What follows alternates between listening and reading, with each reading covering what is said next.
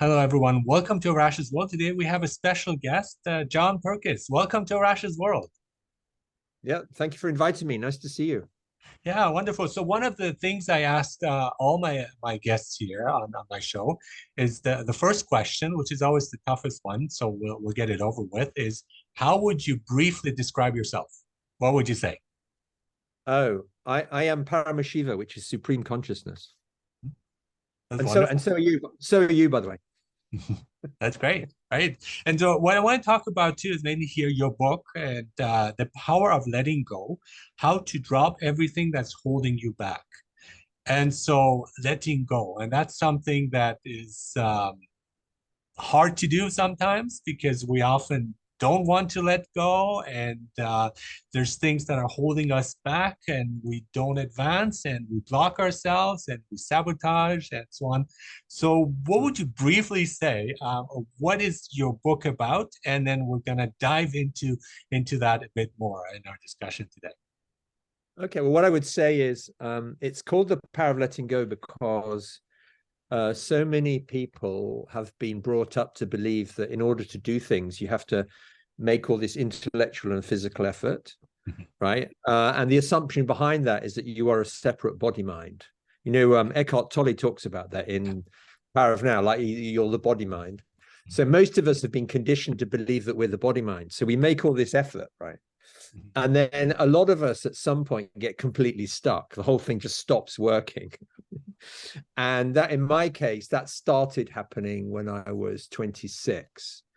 And then I finally let go properly when I was 35. And then things really started happening quickly when I let go. And the big change, I mean, this is part of the journey to enlightenment, is we start off thinking that we're a body mind, you know, a separate ego. And then as we get closer and closer to enlightenment, we realize actually I am supreme consciousness and I inhabit this body, but this body's temporary, right? And the more I let go, the more easily things happen, which is the opposite of the way we've been educated. Exactly. And the way we think and the way we operate in our daily life. But what is it you're letting go of? What is it You're we're letting letting go go of of? you're letting go of the ego. It's the Right. ego you're letting go of, and specifically the ego. Well, there's a difference between the Western and the Eastern definition of ego. So the Western, you know, the Freudian definition of ego is, you know, the ego is some kind of useful thing that keeps your id under control, right? You know, basically your body wants to eat loads of food and have sex with everybody, and your ego, sorry, is there to stop that happening, right? That's the Western view. The Eastern view is the ego is what's preventing it. The ego is what stands between you and a blissful life, because the ego in the Eastern tradition is made of all kinds of pain, which can be described as karma with a K. It can be described as samskara, incompletion. But basically, it's all your baggage which is getting in the way. That's your ego, right? And when you destroy your, by the way, my spiritual name is all about destroying the ego. When you destroy your ego, all kinds of wonderful things happen. Yeah, So for the longest that's what time. letting go of. Hmm? For the longest time, Sorry. I was confused by this concept of ego. And again, as you say, Yeah. because I studied Buddhism, and I saw Yeah. the ego and so on as something, again, destroying it as something bad and the evil and so on. But I think it's like it's really not that. So I've softened my approach, and I think one thing that helps me to see the difference between ego and then the bigger self is the self with the minor, the lower letter, and then the capital letter self, Yeah. which Yeah. is one that's Yeah. expanding, which does include the lower self as well. So it's Yeah. technically the lower ego is not bad. It's just there's so much more out there. It's like you're in this small Yeah. house, but it's like you got a whole world outside of there. So Plato's like cave, I think, to demonstrates that we're trapped in this place, and Yeah. suddenly we step out. It's like, oh my God, there is Yeah. a whole other world, which is the reality, the real Yeah. world, as opposed Yeah. to what we see and pretend is Yeah. real, and what we Yeah. obsess and worry about, which is basically, in the grand scheme of things, is really nothing. Yes. I mean, it's a useful convention there, at least in English. Right? You have self with a small s, which is, you know, the little Yeah. self with big S. And one way of describing the ego is it's the false self. It's like, for example, if I think I'm John Purkiss and I think I'm a body mind, and I think, you know, and I'm out there trying to basically get what I want and avoid what I don't want. If 8 billion people do that simultaneously, the result is chaos, right? Which we can see all around us. Whereas if you say, okay, I've got this body and this mind, but it's part of something infinitely bigger, and then you see the other 8 billion people as also part of that big self with a capital S, then everything changes, right? Because we're all part of the same thing. Yeah. We are talking more about that with the body-mind connection. We see that, and some people throw in spirit as well, which I like, again, to prove out that kind of like a holistic view of things. But still, knowing all of this, there is still like we hesitate, and so we hold on to these concepts of the ego and we take it as real. So why do you think it is so hard to let go of? Because what you're saying makes a lot of sense, but why do many people resist that change? I would say it's, well, I'll explain it the way my guru behind me, he explains it, and I followed him for 9 years, and he's very clear about it. He says, okay, so somewhere between the ages of 2 and 7. I mean, most psychologists have said this, right? In your early childhood, something bad happens, right? Yeah. So when I had clinical depression in my mid-20s, I went off to see the Freudian psychoanalyst, right? And they'd say, tell me about your childhood, and, you know, and you talk about bad things that happened, but there was no solution except talking, right? And the reason I latched on to, we call him Swamiji. The reason I latched on to Swamiji was he's very, very clear about it. He says something painful happens between the ages of 2 and 7, so you have a painful experience, and you suppress that. If you live it fully, it's fine, but you don't. You suppress it, and you come to a conclusion about yourself. For example, my first day at school, aged 5, which is in the book, I turn up thinking I'm going to make lots of new friends, and the other children laugh at my accent, and I conclude that I'm unacceptable. So I now have this pain pattern that says I have this cognition, I'm unacceptable, and then that runs my life. So I go forward. You know, if I go forward 10 years, nearly all of my friends have been born abroad. I basically only hang out with outsiders. You know, my ego is something to do with being an outsider, and that runs your life. However, there is a solution, which is to go back and relive, he calls it complete, relive that episode and get rid of that pain pattern. And for example, in that case, if you do that, I did it, and you suddenly find that you can connect with anybody because you don't see yourself as an outsider anymore. For example, that's actually what I do. I did not know that's what your guru told me, which is amazing. So I think for me it was at a later age. For me it was I was in grade 4, and so I used to be like more spontaneous, like interacting with others, and then something happened. And I think it's just like becoming a teenager and the hormones and everything.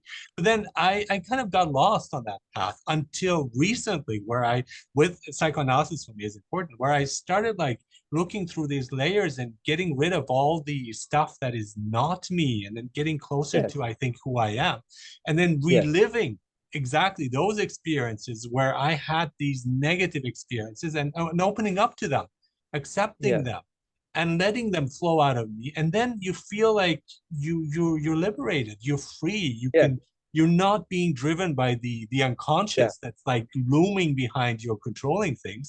So what that does is I find like my actions are still the same, but it just feels differently about it. Like everything just feels more natural, more spontaneous, less neurotic in many ways. Well, I find it like for example, the memory of clinical depression, or the memory of my first day at school, it becomes an empty memory. It's a bit like a book in a library. You can go and get the book from the library and look at it, but it's not running your life anymore. And I can actually feel it in my body. Like there's this kind of charge. When I've completed, when I've relived, the charge leaves my body. It's gone, right? Yeah, no, That's no, my I would call it a charge, exactly. And that's why like people are so also on the defensive because they take things personally because it reminds them of something or yeah, yeah, something within them is triggered. And I've seen that yeah, too with myself. But once you get this, you release the charge that's like bothering you, then you calmly respond to it and you don't have yeah, to respond to the other person and you can choose exactly. another path which gives you Yeah, that freedom. It's like I can respond or I cannot respond, and both are fine. And one of them is yeah, actually better in that case, so we can think yes, more calmly. And yeah, that has helped me. But for me, intuition has was also very important for what is the uh-huh. right path to take. And often Yeah, I've talked on this podcast where it seems that the worst choice one could make. And my trip going to Mexico was in terms objectively when I had student loans and I was getting paid lower than minimum wage, and it seemed like yeah, just a crazy idea was the best I've made because that's how I met my wife. So that was intuition. Something guided me, something led me to yeah, that. And I yeah, listened to it and I followed it. And it yeah. was the best possible choice. So, what would you say about intuition here? Well, my favorite definition of intuition is immediate insight without reasoning. I love that. And Yeah. so that comes from the Encarta World English Dictionary, which was published by Microsoft. So it's my favorite definition because so many educated people, they kind of analyze their way through everything on And the assumption. overanalyze, one might Yeah, they say. Yeah. think that's going to give the answer. Yeah. And I find it much, well, if you've been around for a while, and this applies to every, not just relationships, it applies to investments, careers, driving, anything, as your mind becomes clearer and clearer, you can use spiritual practices and gradually empty your mind, is your intuition gets stronger and stronger. And basically you need to pay attention. And so what I tend to do is pay attention to my intuition. And I do ask to be guided. I've been doing that for a long time. I ask to be guided and I listen very carefully, and I just get a sense. And of course I check. I mean, if it's like you should buy shares in that company or you should go into, I check, I do some analysis, but I start with intuition. Right. I don't start with analysis because otherwise you'll be digging holes everywhere. Yeah, but that's the thing because sometimes it's like see, we think it's intuition, but it's wishful thinking, and we want something to happen. But you can tell the difference. Like deep inside, there's like something that's like this is it, right? And it's Yeah, hard to explain, and it's something I there's guess also you a thing. get better with time once you like as you're saying with spiritual practice. Maybe if you listen to it, you Yeah. recognize well, this Well, if is you're what. the more, I mean, Uh-huh, I think generally, if people meditate a lot, that improves uh-huh, intuition. Right? right. But there's also a thing called false intuition, which That's is right. people. For example, you walk down the street and you see someone from a different ethnic group, and you feel nervous, and that can just be you had a negative experience, you haven't completed it, it's stored in your body, and you're just being triggered. So That's you right. think it's intuition, it's actually a pain pattern. Yeah, yeah, yeah. Of course. Yeah. Yeah, so that can happen. Yeah. Yeah, and that can be confusing, I think. But it's also Yeah. quite interesting because you started with as in you studied economy at Yeah. Cambridge, and you Yeah. went into like banking and finances and Yeah. so on. So I'm kind of interested, like what brought you to this path, like because which is if you Uh, say logically, that's not the path you would expect to be, right? no. So what Well, led you in the right direction, basically? the right direction. I mean, what happened essentially was I went to an extremely good school, which would cost my parents nothing. It was free, and but it was a great school. And then I went to Cambridge and worked in banking, consulting, MBA, and everything. And I just became more and more and more analytical, and my intuition basically stopped. Yeah. I was analyzing everything, and my mind became very busy, right? Perpetually analyzing. And the mess I got into was I was perfectly qualified to be a management consultant or an investment banker, and I didn't want to do either of those things. And what I really wanted to do was either be a headhunter, recruiter, or an investor. And what I realized is those two things both require a lot of intuition. Oh, okay. Investment and recruitment both require intuition. And my intuition had kind of died through all this analysis. And that's when I got depressed. And when I kind of came out the other side, I just realized I've done all this analytical cleverness for a long time. I need and I went into sales deliberately to kind of learn how to get beyond all this analytical stuff. I mean, I can still analyze things as much as I want to, but I don't live that way, because you're basically dissecting the past. That's what analysis is. You're just dissecting old stuff. No, exactly. And the spiritual, and so I searched all over the place. I went through, mountains of mainly North American self-help books and courses, and then eventually got to the original spiritual traditions. So Buddhism, Hinduism, Taoism, because all of this stuff ultimately goes back to Asia, right? So that's what happened. And what I discovered, the common denominator in all of it, was I discovered that everything it's not about acquiring more and more knowledge. It's about letting go of things. And the more you let go, the more easily things happen. Yeah.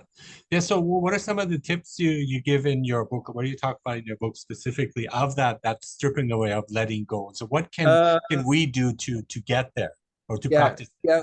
Well, in that book, I mean, I'm writing a new book, but I'll focus on that book. So there are 3 steps in the book. The first one, well, the starting point is to be present in some way. So for many people, that's doing mindfulness or yoga or swimming or something to be present, right? So your mind's not all over the place. So the first one is letting go of unhelpful thoughts. And this isn't too difficult, but it's worth doing. I mean, for example, you might have some prejudice or label or mental habit. And when you look carefully, you can see what you're doing, right? I think we're constantly judging everything, right? We're constantly, like the background there's pattern. Like a perpetual filter going on, right? Yes. And once you start to see your filters, then you can say, okay, I'm not actually seeing reality. I'm seeing reality obscured by a whole load of stuff, right? Yeah. And there are, in the book, there's a whole list of something like, I should do this, I should do that, judging, labeling.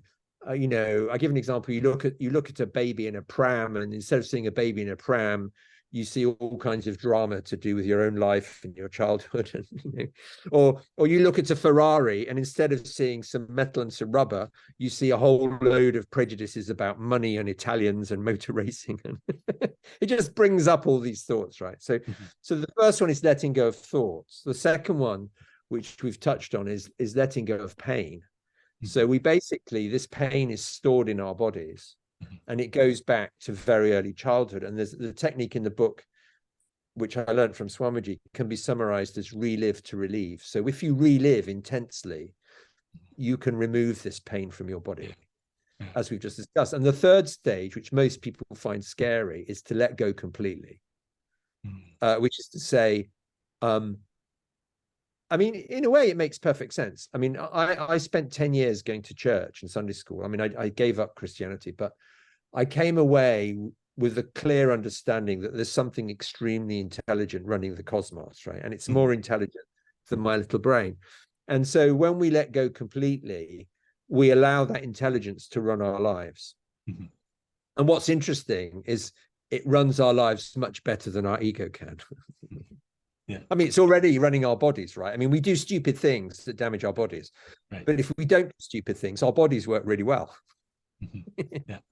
And it's doing its own thing too. Like, talking about the body, it does its own thing really well. It's when we interfere where we kind of make things work, right? We put silly chemicals in it, or we jump off a cliff, or whatever we do. But and so letting go completely, in a way, sometimes called surrender, is it's bringing you back to your natural state, which is, the way animals and trees, and that's the way they live, right?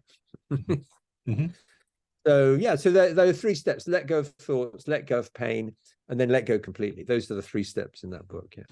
One of the things we usually are driven by is hard work, and so, but often we get trapped though. We do all the work, but then it doesn't pay off, and there's no reward, and we get stuck and so on. So how can we put in the effort but still let go at the same time? How can you find a balance of that? That's a really good question. I would say that it comes back to the original point, which is what most people are doing is they're putting in a lot of effort on the assumption that they are a body mind. So there's this little body mind that has calories every day and then runs around trying to do things in competition with 8 billion other body minds, right? And that is exhausting. Yes. And for example, you knock on doors trying to sell things, or you knock on doors trying to meet the right man or woman, or, you know, it's just exhausting, right? So that's one way to live. The other way to live is to let go completely. I mean, this is the terminology I would use now, because you know, that book came out 4 years ago. The terminology I would use now is basically what I do is I ask, the word Swamiji uses is Paramashiva, which is supreme consciousness. So basically, supreme consciousness is everything, is running everything. And so I basically ask Paramashiva to manifest through me. And so what I'm doing is I'm just allowing the cosmic intelligence to operate through me. And I let go. And what's amazing is everything gets solved. Everything works beautifully. All the way from I mean, on Saturday, it looked as though I was going to miss my plane from Toronto, and it all worked perfectly. Or things like making money, you know, your little ego worries about making money, and then yesterday and today, more money has come from places I didn't think of. Yeah. Right. So when, and Swamiji has got this brilliant analogy in one of his books. This is how he did, which I love. It's a great image, right? So he says, I'll describe it in my words. Imagine a piece of bamboo, which is hollow, right? So if the bamboo is hollow, it produces beautiful music. Like the air goes through it, beautiful music comes out. If the bamboo is full of dirt, is blocked by ego, then you can't play beautiful music. All you can use the bamboo for is to carry dead bodies on a stretcher. It's useless, right? Yeah. So the whole aim of the exercise is to take the ego out of the bamboo and just become a pure channel. So you become a channel for the cosmos, and then everything just flows through you. This reminds me of Meister Eckhart, who talks about becoming empty so God can enter, right? So when we talk about like Christian mysticism, and that makes sense. I mean, if something is full, if you're full of yourself, or if you're full with many other things, full of ego, then there's no way it can get through. And I see like a lot of things you're talking about is, for me, I see like the universe. And so when things go badly, or quote unquote badly, because in the end it's actually for the better. But when I would say lose a job and I go, oh no, this is terrible, this is a horrible experience. But then something better comes along, and I find like, why did I fret and worry about that? I should have just relaxed and go with the flow, I'd say, and let go, as you're saying, and then just like see what happens. Because I find a lot of things, or pretty much everything, happens for a reason. There's like some sort of movement, plan, intention there that I can't see. That I can't see. Yeah, well, there's an assumption. Yeah, there's an assumption, and I, as far as I can tell, it's particularly strong in the Abrahamic religions. So, Judaism, Christianity, Islam. There's this concept of a sort of angry God. And some people don't believe in God anymore, but they basically think that the world is not a friendly place, right? Whereas what Swamiji's saying, he often says, everything is auspicious. Everything is auspiciousness, right? So the cosmos is helping you, right? So for example, what happened to me is my business stopped. I had no money. And then this is in chapter 4 of Power of Letting Go. I had no money. I was broke. My girlfriend had left and everything. And then I finally let go and got the perfect job with tons of money. So basically it forced me to let go.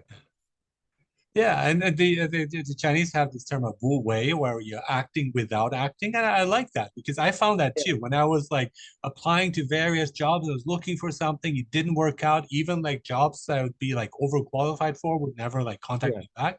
And then at one point I was like, I'm just gonna just stop for a while, just take it easy and relax, and then go. And then suddenly there's like all these offers coming your way, which is a bit odd, because we're told like, you know, effort and hard work and so on. But I think it's important. That's important. I think it is important. But it's also important to find a balance there, to relax, to take time off, to let things like settle and so on, and then wait for the opportunity to arrive as well. Yeah. Well, actually, it's interesting you say that, because what I find is I'm more active than I've ever been, but it's not stressful. This is the main thing. So, for example, I get up in the morning and one thing isn't happening, So, I mean, a lot of us, we have several things going on, right? So Mhm, one thing is stuck for some reason because someone hasn't replied. So I just work on something else. mhm. And then that first thing kind of reactivates. But I don't spend any time trying to force things or force people. Yeah, yeah. I just do, and also my intuition tells me what to do next, which is, Mhm, you know, call that person, send that email, have lunch, go running. I don't. So Swamiji has a technique which is really simple called unclutching, and basically every time a thought arises, you just don't engage with it. mhm, Because mhm, what most of us are doing is we unconsciously engage with every thought. mhm, mhm. Like we resist it, we fight it, we Yeah, think about it. yeah. If you choose not to engage with it, you quickly find yourself in this kind of no mind space where your intuition is functioning, and you can just be very active but very relaxed. I find I have much more energy since I've Yeah, yeah, seen these, and it's like once you have the energy, then you can spend it in different ways and more yeah. fruitful ways. And talking about controlling, I think that's the issue because we try to control outcomes, we try to control Oh yeah. people, we try to control everything ourselves, and so on. And that It's usually just wears you out. And plus, you can't do it.